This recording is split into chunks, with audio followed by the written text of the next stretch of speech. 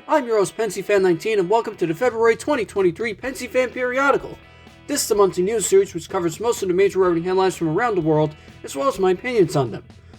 We have a lot of articles to go over today, so with that in mind, let's get rolling. First off, we have yet another first story about alternate fuel, specifically hydrogen, as the Chemin de Fer de Charlevoix is to trial Alstom Islands on their system this June.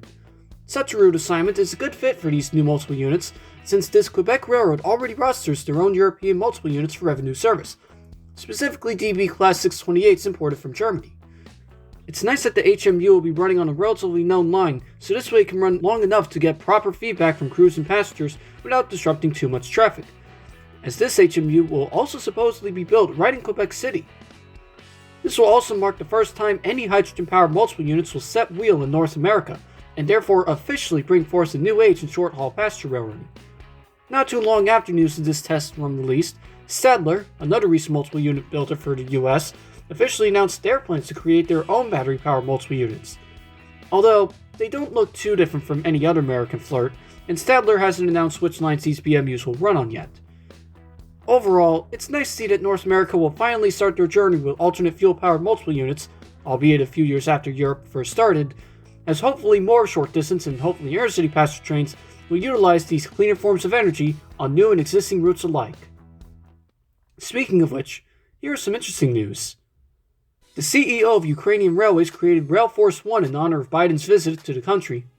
While the Northeastern Railway has started their own podcast, a study has shown that train stations are the most likely place for people to make rage tweets. Innovators have created an international Hyperloop association. Google lost $100 billion when their AI Bard made a wrong answer in a commercial. A hedge fund group ousted the CEO of Union Pacific. A CRRC Orange Line car was stranded on the side of a highway. And Metro released a proposal to become a regional railroad instead of just a commuter service, meaning they'll try to provide more frequent service to the suburbs. The plan also mentions extending service elsewhere, but this plan doesn't really go into specifics, and rather just outlines general goals that the railroad has. It's nice to see Metro consider new plans to enhance their service, but for specific line expansions, I would suggest going to place within a 90-mile radius from Chicago, since the South Shore line terminates at South Bend, which itself is 90 miles from Chicago, so this includes towns such as Kankakee, Rockford, Peru, Pontiac, Milwaukee, and maybe even further distances including Lafayette, Indiana, Bloomington, or even Peoria.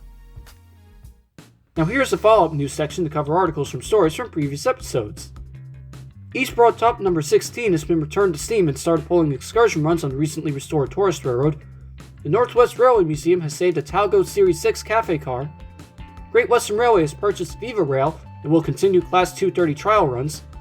And Brightline West has released new concept art of their train sets, now using a Siemens Velaro Novo set instead of the Velaro D. The arrangement of colors on this train set is absolutely incredible, and it's nice to see that Brightline will now be using the newest Siemens high-speed train set in the market. Regarding new stations, happy 120th anniversary to Grand Central Terminal, just a few weeks after opening Grand Central Madison. The former Lake Street transfer station was the featured Wikipedia article for February 25th. Designs have been released for North Brunswick, New Jersey. Not too big of a fan of the station only having one entry point, but at least we'll have great views of the Amtrak North Adams yard. And designs have been released for Amtrak's Pueblo, Colorado station, in anticipation for future service from Amtrak and Front Range Passenger Rail, which interestingly enough are shown as two different railroads in concept art. Overall, this is a great design with a large waiting room and plenty of space for buses and for trains with a side platform for Amtrak and an island platform for Front Range. In other news, German name railways to purchase Mura Plus BMUs, Downers to manufacture new EMUs for Queensland Rail, Norske Tog has purchased Alstom Coradia and long-distance Stadler Flirts, SEPTA is to purchase Alstom trams for their trolley lines, CAF has released new EMUs for Docklands Light Railway, ADIF has released their Dr. Green Maintenance Flirt, JR East releases Shinkansen E8 series, UP has been named the most admired company while Via Rail has been named Best Employer, Transnet is to cut 30% of their freight network, YouTube has named Neil Mohan as their new CEO, the Mostagun LRV has commenced operations, RegioJet has started a locomotive leasing service, and Maine DOT is to fund RDC commuter service between Rockland and Brunswick, Maine, in cooperation with the Finger Lakes Railway. And happy 50th anniversary to RJ Corman, and happy 100th anniversary to the Flying Scotsman, with this particular event being celebrated by the Royal Mint creating a commemorative coin, and by making an episode of Remarkable Engines on another Flying Scotsman in Britain that served LNER's fierce rival. After all that, it is now time for this month's Meme of the Month. This month's Meme of the Month is Views on Reducing Car Dependency. And now, the top story of the February 2023 Pensyfan Periodical is Hotbox causes hazmat derailment in East Palestine, Ohio. I usually uphold a policy for this series in which derailments and other sensitive topics aren't covered, but the amount of coverage that this accident has gained by various news sources over the past few weeks has made it simply too big to not cover. Likewise, there are various videos explaining in detail how this accident exactly happened and how it can be prevented, so I'll once again try to keep this developing story brief but informative. On the night of February 3rd, one of the axles of Norfolk Southern train number 32N caught fire, also known as a hotbox, likely due to the roller bearings being unmaintained, which ultimately resulted in 51 of the cars to derail in East Palestine, Ohio, 11 of which containing hazardous materials including vinyl chloride, benzene, and butyl acrylate. Despite the size and damage caused by the crash, which even evacuated the first responders trying to contain the fire, news of this incident didn't start to appear in the major media news cycle until the EPA conducted a controlled release of these chemicals a few days after the derailment, which resulted in hundreds of constant articles about the investigation and cleanup process, many of which from sources that haven't covered the rail industry all that much before.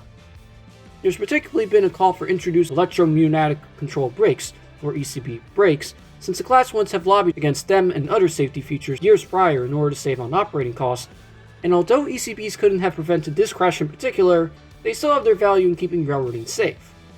If anything, this derailment is another victim of precision scheduled railroading, or PSR, in which various safety measures such as enough time and people to properly inspect the train are neglected in order to help the bottom line.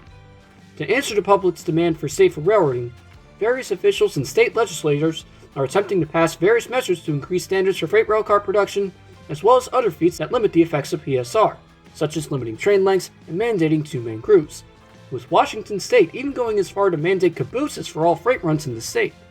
Likewise, many of the Class 1s have also addressed previous labor disputes by allowing for paid sick leave with a handful of unions, while Norfolk Southern in particular has been working with the EPA to clean up the wreck, despite the various environmental effects it has on the town.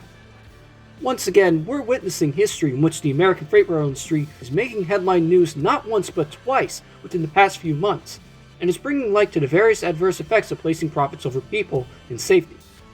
As always, I will continue to properly educate the public about railroading practices that lead to and can prevent tragedies like this, and I will support any legislation that properly enforces safer and more efficient operations that incentivize hiring more workers, adding more tracks, and improving inspection quality to ensure a greater American rail network. Thank you everyone for watching this month's episode of the Pensyfan Periodical. There have been a lot of rail news headlines for the month, and it will be very interesting to see what the future has in store for all these articles. Thank you again for watching, and if you enjoyed this video, don't forget to like and subscribe for more. Have a good day.